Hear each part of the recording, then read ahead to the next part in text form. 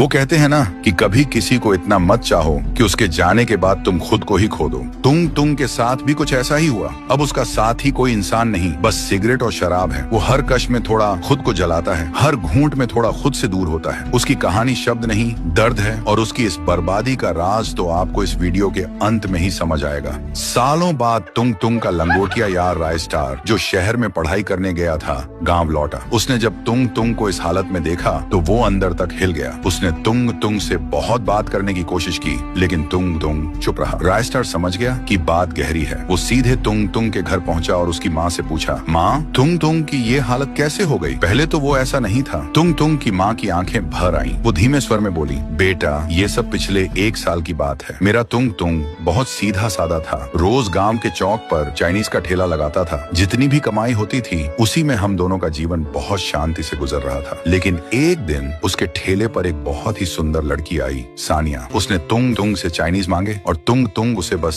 देखता ही रह गया। सानिया को तुंग तुंग के हाथ के चाइनीज बहुत पसंद आए और वो उसके चाइनीज की दीवानी हो गई। और तब से वो रोज तुंग तुंग के ठेले पर आने लगी, कभी चाय पीने, कभी चाइनीज खाने और कभी बस तुंग तुंग से बातें करने। धीरे धीरे दोनों के बीच नजदीकियां बढ़ने लगी। लेकिन एक रात सानिया ने तुंग तुंग की आंखों में देखते हुए कहा, तुंग तुंग, मुझे लगता है कि मुझे तुमसे प्यार हो गया है। बस वहीं से मेरा तुंग तुंग दिल से हार गया। लेकिन कुछ दिनों बाद सानिया ने तुंग तुंग से पैसे मांगने शुरू कर दिए। वो कभी कहती कि कॉलेज की फीस देनी है, कभी घर का किराया और कभी माँ की दवाइयाँ लेनी है। तुंग तुंग ने कभी मना नहीं किया। वो हमेशा यही कहता, तुम्हें और कुछ चाहिए हो तो बता देना। वो अपने सालों की मेहनत से जोड़े हुए सारे पैसे सानिया को दे चुका था। फिर एक दिन सानिया आई और कहा, तुंग तुंग, अगर मैं तुमसे शादी करना चाहूँ तो क्या तुम मुझसे शादी करोगे? तुंग तुंग के पास कोई जवाब नहीं था, सिर्फ आंखों में आंसू। सानिया ने मुस्कुराकर कहा, लेकिन मेरे घर वाले हमारी शादी के लिए इतनी आसानी से नहीं मानेंगे। अगर मैं उन्हें 1 लाख रुपए दूं तो शायद वो इस शादी के लिए मान जाएं। तुंग तुंग ने कांपते हुए कहा, तुम जो बोलोगी मैं वो सब तुम्हारे लिए कर दूंगा,